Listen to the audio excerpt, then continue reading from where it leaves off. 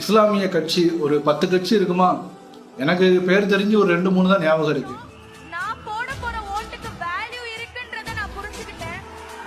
அதுக்கு அண்ணா வரணும்.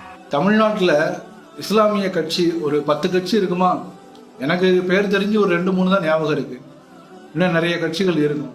நீங்கெல்லாம் என்ன பண்ணிக்கிட்டு இருக்கீங்க? உங்களுக்கெல்லாம் இந்த வீடியோ பார்க்கும்போது குத்தலையா?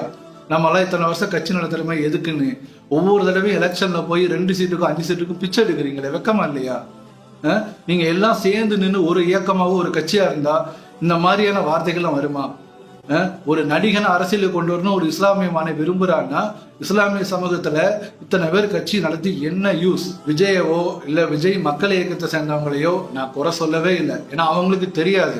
முக்கியமான மேடையை முக்கியமான விஷயங்களுக்கு நீங்க பயன்படுத்திருக்கலாம். இந்த சினிமா டயலாக் பேசுன இந்த மாணவி எங்களுடைய இஸ்லாமிய சமூகத்துல சிறைவாசிகள் 30 வருஷத்துக்கு மேல சிறையில் இருக்கிறாங்க, அவங்களுக்கு விடுதலை பண்ண சொல்லி நாங்களும் எவ்வளவோ போராட்டம் பண்ணி பார்த்துட்டோம், எந்த கட்சி ஆட்சிக்கு வந்தாலும் நடக்க மாட்டேங்குது, நீங்க அரசுக்கு ஒரு கோரிக்கை வைங்க அப்படின்னு சொல்லியிருந்தா ஒட்டுமொத்த இஸ்லாமிய சமூகமும் உங்களை தூக்கி வச்சு கொண்டாடி இருக்கும்.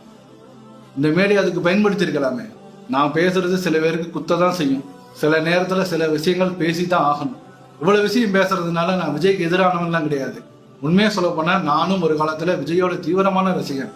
எந்த அளவுக்கு அப்படின்னா, சிவகாசின்னு ஒரு படம் வரும்போது அந்த நெத்தியில குங்குமம் போட்டு அந்த படத்துல நடிச்சிருப்பாரு. நானும் அதே மாதிரி குங்குமத்தை போட்டுட்டு அதே மாதிரி ட்ரெஸ் போட்டுட்டு நான் போனேன் படத்துக்கு. ஃபர்ஸ்ட் ஷோக்கு நான் போயிருவேன்.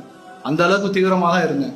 இன்னைக்கு இஸ்லாம் மார்க்கத்துக்குள்ள வந்தனோ இதெல்லாம் ஹராமு இதெல்லாம் ஹலாலுன்னு தெரிஞ்சு என்னால் உணர முடியுது அப்படின்னா பிறப்பால முஸ்லீமா இருக்க உங்களுக்கு ஏன் உணர முடியல?